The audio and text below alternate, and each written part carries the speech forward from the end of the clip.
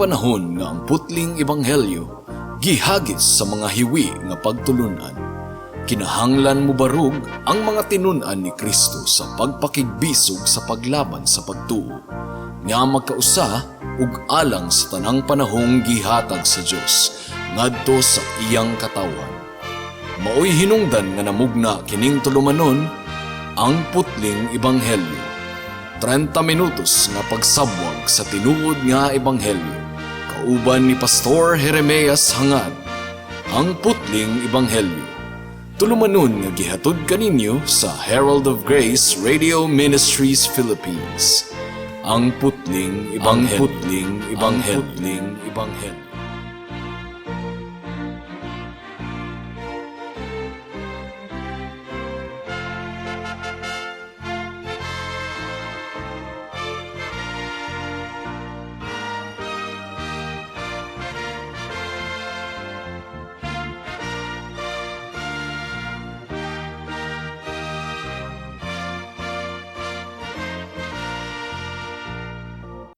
Ang sibya ning takna sa kahaponon o sa ka-live sermon ni Pastor Jeremias Hangad sa Salitran Covenant Bible Church sa Dasmariñas City, Cavite. Buksan po natin ang ating Biblia sa Romans chapter 5 verses 20 and 21. Now I will be reading in the Tagalog version but in the light of the original Greek language. I understand that verse 20 starts with subalit but it's not the word in the Greek language. I consulted this morning. Ang word po sa Greek language is moreover. So, ibig sabihin, dagdag pa. So, let's read this in the light of the Greek language. Ang sabi po dito, dagdag pa, dumating ang kautusan na nagbunga ng pagdami ng pagsuway. Ngunit kung nasaan marami ang kasalanan ay lalong dumarami ang biyaya. Upang kung paanong ang kasalanan ay naghari sa kamatayan, ay gayon din naman ang biyaya ay makapaghahari sa pamamagitan ng pagiging matuwid tungo sa buhay na walang hanggan sa pamamagitan ni Jesucristo na Panginoon natin. May the Lord bless the reading and hearing of His Word. Now, I have already told you that in the Greek language, the passage starts with moreover. So, ibig sabihin, dagdag pa. So, here is something additional. Dahil, nailatag na ni Pablo ang kanyang argumento mula sa verse 12 hanggang sa verse 19.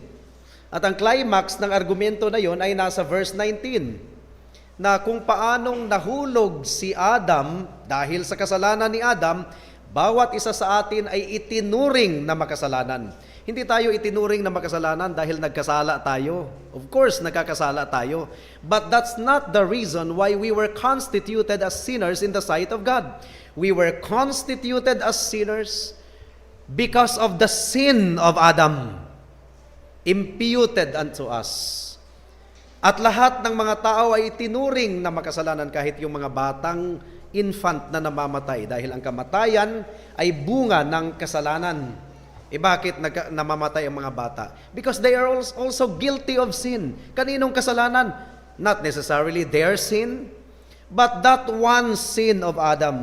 So kung merong nababaitan sa kanyang sarili na mabait naman siya, yes, mabait ka sa pakiramdam mo, but in the sight of God, you are constituted as sinner by that one sin of Adam.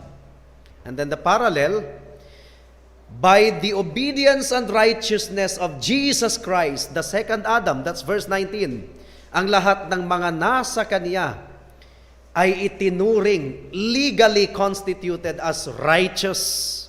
So we are forensically constituted as sinner because of that one sin of Adam, and we are also forensically and legally constituted as righteous because of the obedience of the Lord Jesus Christ. It's not because of what we have done, the good things that we have done that caused God to legally constitute us as righteous. No. It's because of the perfect obedience of the Lord Jesus Christ. So that's the argument from verse 12 up to verse 19. Pero, meron pang idinagdag si Apostle Paul. Moreover, so here is something additional. Bakit? Sa verse 18 and 19, na ilatag na ni Pablo ang lahat ng argumento, ang climax, pero naramdaman pa rin ni Pablo na meron pa ring loose end. Meron pa ring kulang. Meron pa rin siyang nabanggit na medyo kailangan pa ng pagpapaliwanag. So if you like it, this is a sort of postscript. Kung ang verse 13 hanggang sa verse 17 ay parenthesis to verse 12, natapos na ang lahat ng argumento, may idinagdag pa si Pablo na postscript. Ito po yung PS. Now nakita ni Pablo pinaliwanag na ni Paul na walang maliligtas sa pamamagitan ng batas. Pero ngayon sinasabi din na walang ikakandem sa pamamagitan ng batas. It's not the law that condemns us. It's that one sin of Adam. It's that one sin of Adam. In Adam, we have become worthy of condemnation. Hindi ang batas ang nagliligtas sa atin. Hindi ang batas ang nagja-justify sa atin. Nakakagulat din, hindi rin ang batas ang nagkakandem sa atin. It's not the law that ultimately condemns us. It's that one sin of Adam imputed unto us. So ang tanong ng mga Hudyo, ano pa ba ang purpose ng law? Bakit ito binigay? If the law is not the means of our justification, that's true. Pinaliwanag ni Pablo. But why is it that the law is not also the basis of our condemnation? Hindi tayo kinonstitute as sinners in the sight of God because of the law. But we were treated, legally constituted as sinner because of the sin of Adam. Being our federal head, damay tayong lahat. So what then is the purpose of the law? Now, tingnan po natin ang grammar, another grammar point. Ang sinabi dito sa verse 20, the law entered. Ano ba sa Tagalog? Dumating. Yeah, well, in a sense, pero ang mas accurate na translation is pumasok. Entered. Dagdag pa, hindi subalit. Mali itong verse 20 ng Tagalog natin kasi tinignan natin yung Greek language. Dagdag pa, ang batas ay pumasok. So the law entered. Now, the same word is used in verse 12. Pansinin po natin ang verse 12.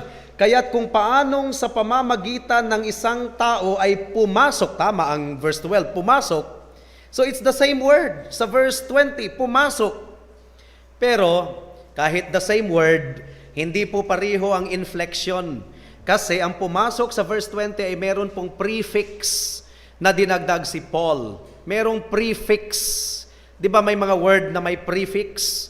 Yung pumasok sa verse 12, walang prefix. Pero yung pumasok sa verse 20, merong prefix na para sa Greek. Para. Prefix. Ang ibig pong sabihin ng para ay alongside with or by the side of. Kumbaga, meron ang pumasok. Anong pumasok sa verse 12? Pumasok ang kasalanan sa sanlibutan. Meron ang pumasok. Nauna nang pumasok ang kasalanan.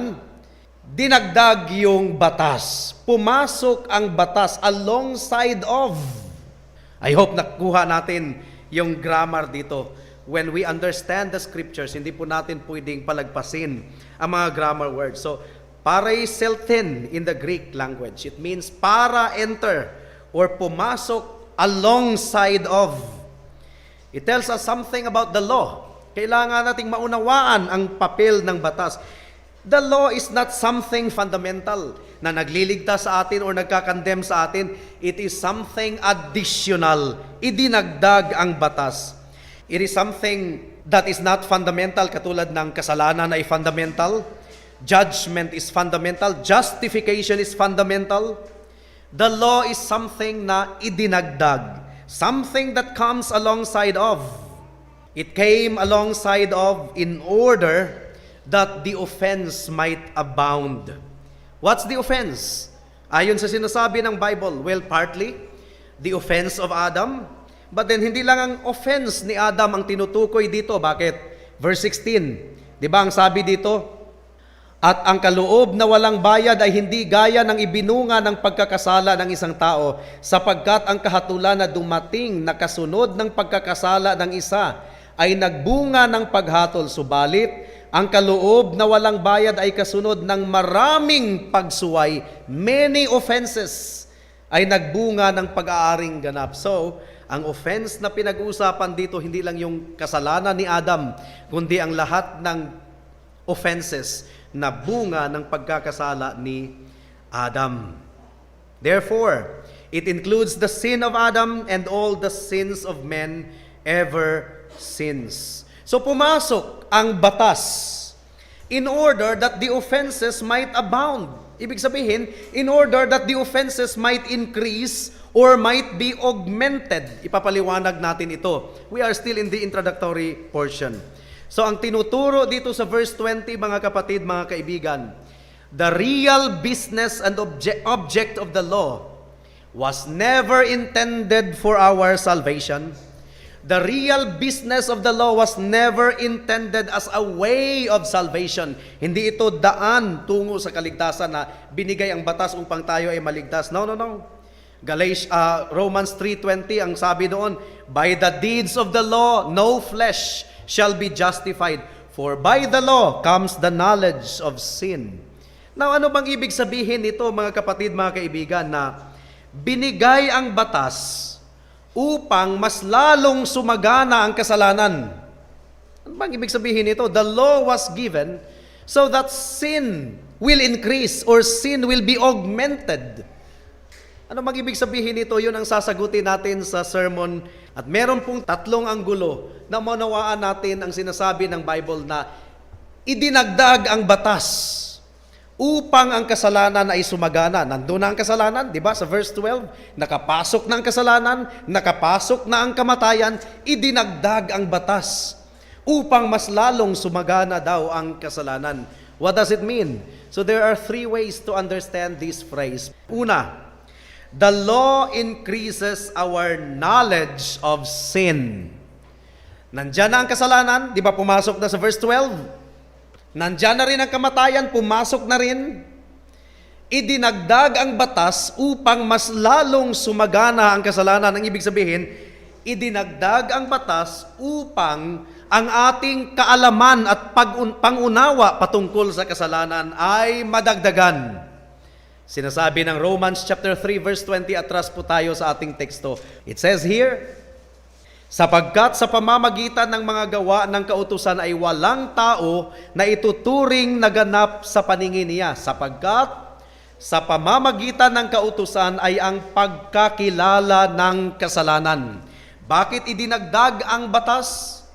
Idinagdag ang batas upang madagdagan ang ating pagkakilala sa kasalanan, ang ating pangunawa sa kasalanan. At sinuportahan ito ni Paul sa Romans chapter 7 verse 7. Romans chapter 7 verse 7, ang sabi dito, ano nga ang ating sasabihin? Ang kautusan ba'y kasalanan?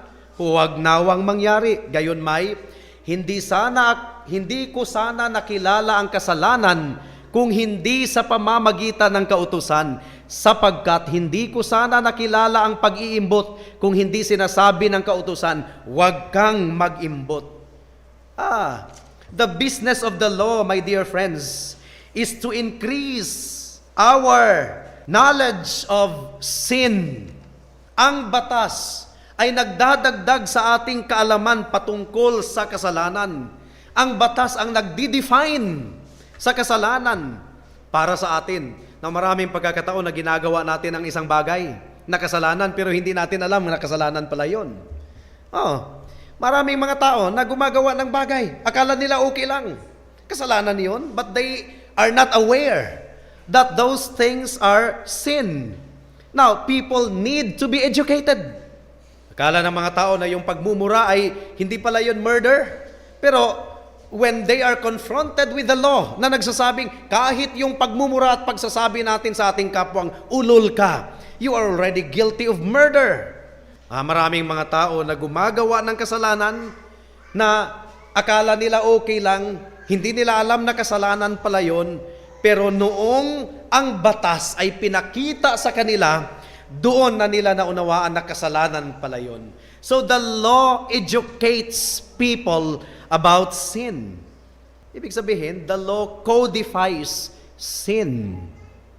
Now, nagdadrive ka doon sa Davao, be careful when you are in Davao. because of the orderliness of the place. Marami pong mga one-way doon na hindi ka pwedeng mag-counterflow. Kung ikaw ay nagka-counterflow at ikaw ay hinuli sa Davao, si Kuya Ricky taga Davao, hindi ka pwedeng magsasabing, hindi ko alam. You have to know the law of Davao upang maiwasan ang kasalanan na yon or paglabag ng batas. Ang batas ang tumutulong sa atin upang maunawaan natin ang bigat ng kasalanan at ang lalim ng kasalanan. Hindi maunawaan ng tao ang bigat ng kasalanan apart from the law. Akala mo lang na yung pagsagot-sagot mo sa mga magulang kabataan, ordinaryong bagay lang.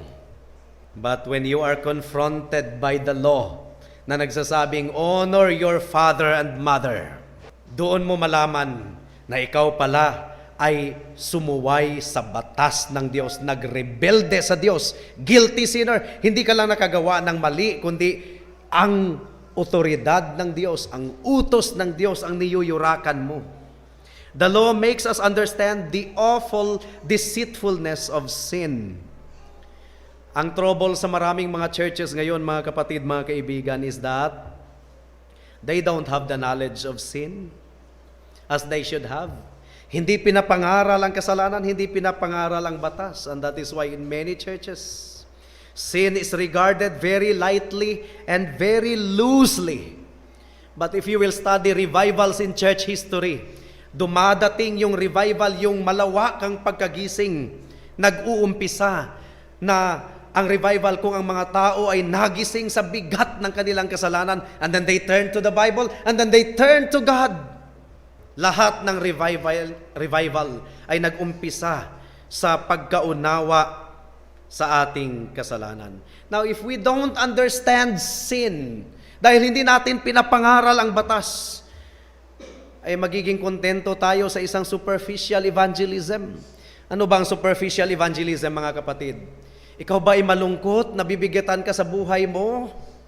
Lumapit ka kay Jesus, merong kaligayahan sa Kanya, merong satisfaction, merong real joy sa ating Panginoong Jesus. Well, ang isang taong nag-i-enjoy sa kanyang buhay dahil marami siyang pera, nag-i-enjoy siya sa kanyang buhay dahil maayos naman. Oh yes, he can listen to that sermon for 1 hour and not be affected. Bakit pa siya ma-affected? He's already enjoying his life. Hindi niya maramdaman ang paglapit kay Jesus. His life is okay. Ay, hindi mo pwedeng sabihin, ikaw ba ay merong sexual temptation na nasaktan mo ang misis mo dahil ikaw ay nangalo niya. At Jesus Christ can help you in your weakness. He can give you strength to overcome sexual temptation. And then ang isang self-righteous person, moralist, magsasabing, hindi ko naman problema yan I am happy with my wife, I have my kids. So, he can sit down for 1 hour and listen to that sermon without any effect at all.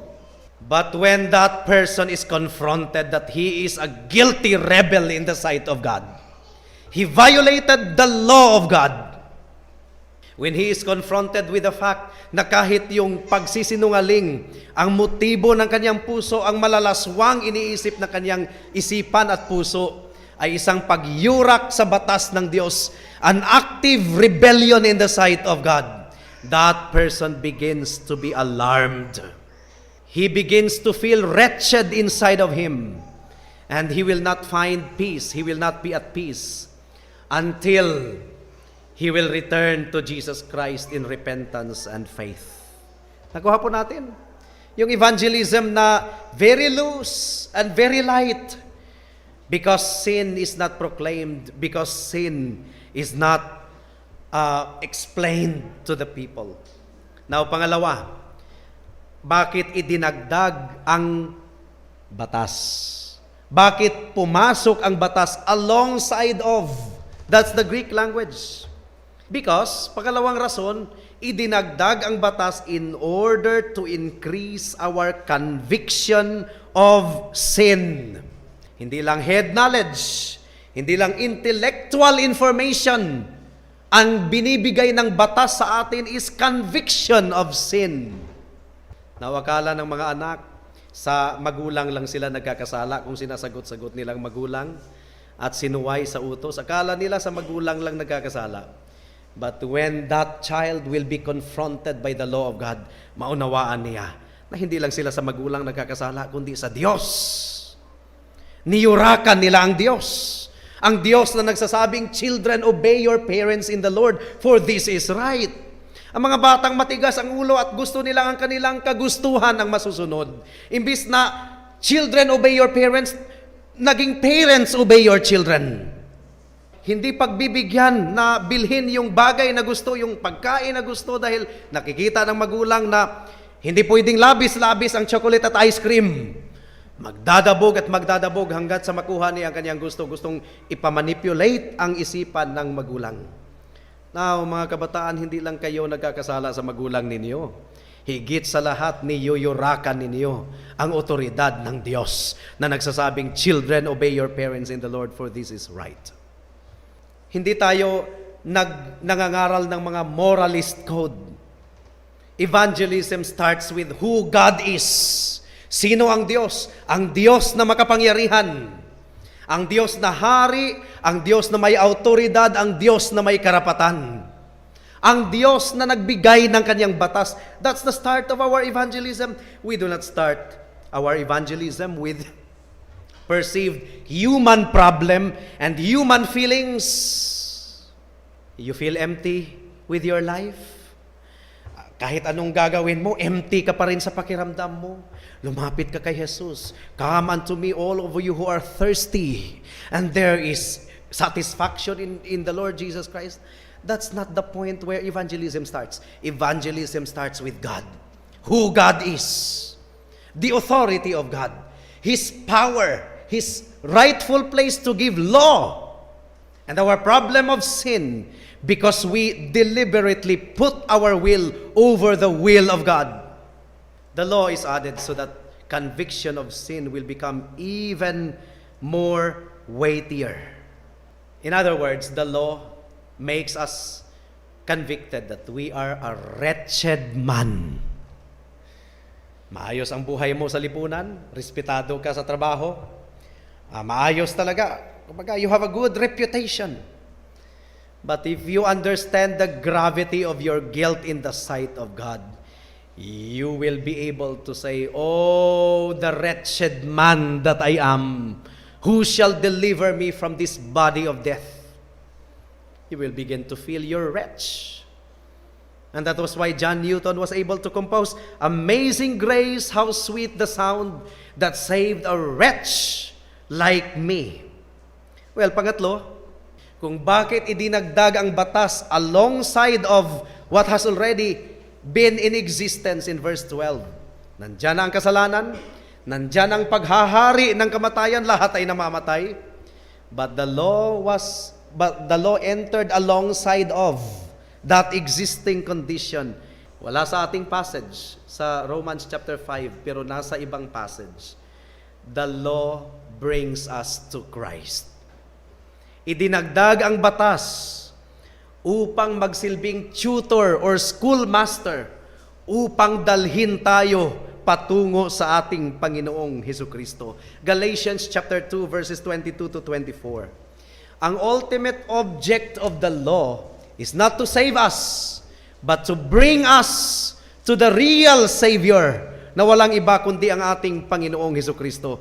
Galatians chapter 3 verses 22 to 24. Ang sabi po dito, "Subalit ibinalanggo ng kasulatan ang lahat ng mga bagay sa ilalim ng kasalanan upang ang ipinangako sa pamamagitan ng pananampalataya kay Kristo ay maibigay sa mga sumasampalataya. Ngunit bago dumating ang pananampalataya, nabibilanggo tayo at binabantayan sa ilalim ng kautusan hanggang sa ang pananampalataya ay ipahayag. Kaya't ang kautusan ay naging ating tagasupil hanggang sa dumating si Kristo upang tayo'y aariing ganap sa pamamagitan ng pananampalataya." So, what does it tell us?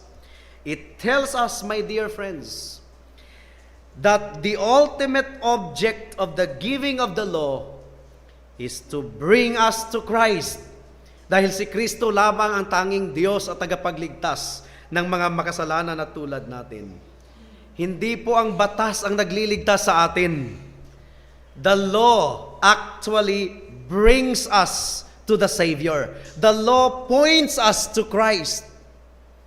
There is no conviction apart from the law, but you do not feel your necessity of the saving grace of Christ apart from the law also.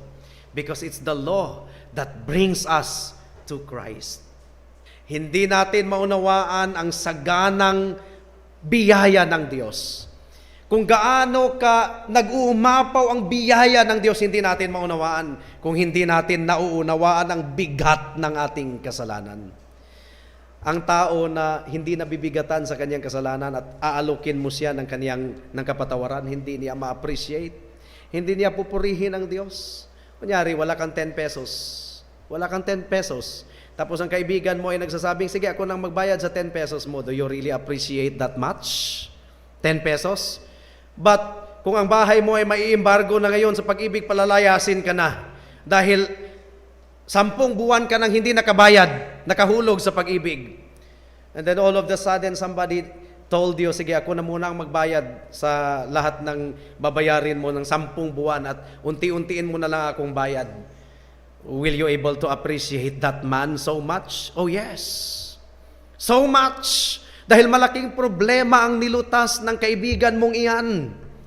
Whereas sa 10 piso na binayaran ng kaibigan mo, hindi mo ma-appreciate that much. You will say thank you, of course. Pero yung thank you pa nga, hindi talaga yung appreciative na thank you.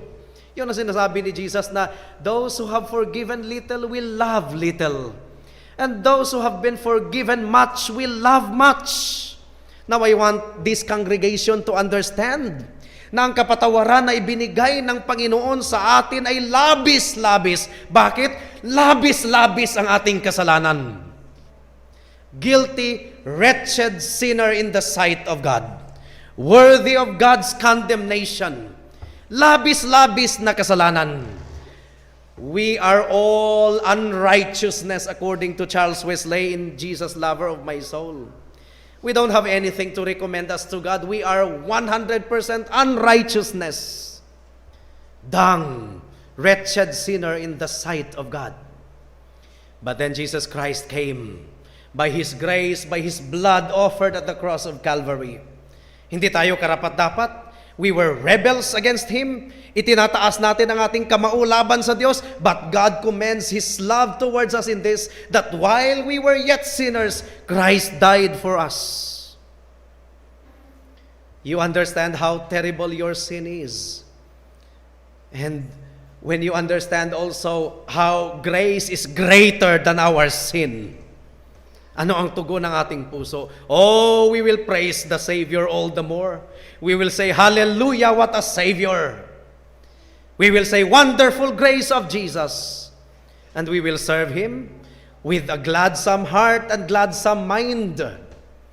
That despite trials and temptations, that despite difficulties in this fallen world, we have our Savior who loved us and who has forgiven us that much. And we will render unto Him the service and the glory and the honor that is due Him and to Him alone. O kaibigan, naway ang banal na Espiritu ang siyang sumugat sa puso mo ngayon at naunawaan mo sa pamamagitan ng batas na ikaw ay rebuilding makasalanan in the sight of God. But here is good news for you. Jesus Christ came to seek and to save the lost. Jesus Christ came to give life and to have it to the full. God's grace is greater than the greatest pool of sin. God's grace is greater than all of your sins. Come to Him right now, and He will totally pardon you, and He will totally forgive you, and deliver you from the bondage of sin. In Him and in Him alone. Wala na sa iba, kundi sa Kanya lamang. Tayo ay manalangin. And we pray, O God, that You will continue to give us the boldness and courage as a church to faithfully proclaim the undiluted gospel. Gospel na hindi hinahaluan ng worldly thoughts and worldly opinions. Gospel na hindi nag-aatubili na ipakita ang problema ng mga tao, ang problema sa kasalanan na sila ay rebelde. at umaayaw sa Diyos at aktibo na namumuhi sa Diyos. Gospel na hindi rin mag-fail sa pagpapaliwanag na kahit gaano kaitim ang kasalanan, ang Panginoon ay nagbibigay ng kapatawaran. Hindi basta-bastang kapatawaran, but it took the blood of Jesus Christ, offered at the cross of Calvary once and for all times, upang ang sino mang manampalataya sa Kanya ay merong buhay na walang hanggan. Salamat po, Panginoon. Ito po ang aming samo at dalangin sa pangalan ni Jesus. Amen. Alang sa dugang nga mga pangutana, mahimong mo text kang Pastor Jeremias Hangad sa 0935 744 3030.